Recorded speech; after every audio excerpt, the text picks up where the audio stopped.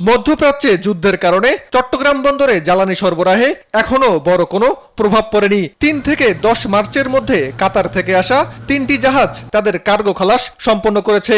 প্রতিটি জাহাজই ছিল প্রায় ৬২,০০০ টন এলএনজি। ১২ মার্চ আল গালায়েল নামের আরেকটি জাহাজ ২৬,১৬৫ টন এলএনজি নিয়ে বন্দরে পৌঁছায়। অন্যদিকে এ সময়ে বন্দরে সবচেয়ে বেশি এসেছে এলপিজিবাহী জাহাজ। মালয়েশিয়া থেকে আসা মর্নিং জেন এবং ওমান থেকে আসা জিওওয়াই এরই মধ্যে ১৯,৩১৬ টন এলপিজি খালাস সম্পন্ন করেছে।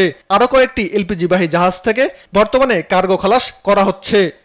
নতুন রিন গভীর থেকে পরিষ্কার করে কাপড়কে রাখে নতুনের মতো উজ্জ্বল। নতুন রিন অ্যাডভান্স পাউডার। ডেলি বন্দরে এরকম ১৩টা ২০টা এরকম জাহাজ ডেলি হচ্ছে। তেলের জাহাজ গতকালকে একটা ভিড়ছে, আজকে একটা ভিড়ছে এবং ইনশাল্লাহ আগামীকালকেও ভিড়বে। শিডিউল যদি থাকে তাহলে হয়তো আগামীকাল আসবে কিনা এটা বিকেল নাগাদ সন্ধ্যা নাগাদ আমরা বলতে পারবো। আর কি আমরা দৈনন্দিন জাহাজ আসা যাওয়ার মধ্যে আছে, আপাতত তেলের সংকট নাই।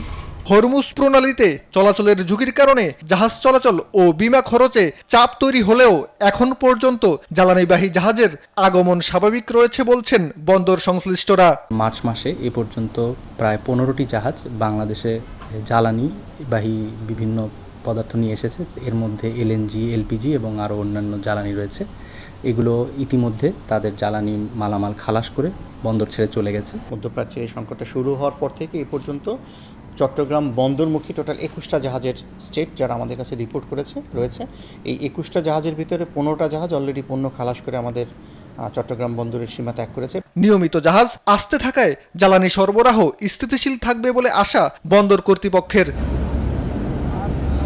সীমান্ত বর্ধন, নিউজ ডেস্ক, দেশ টিভি।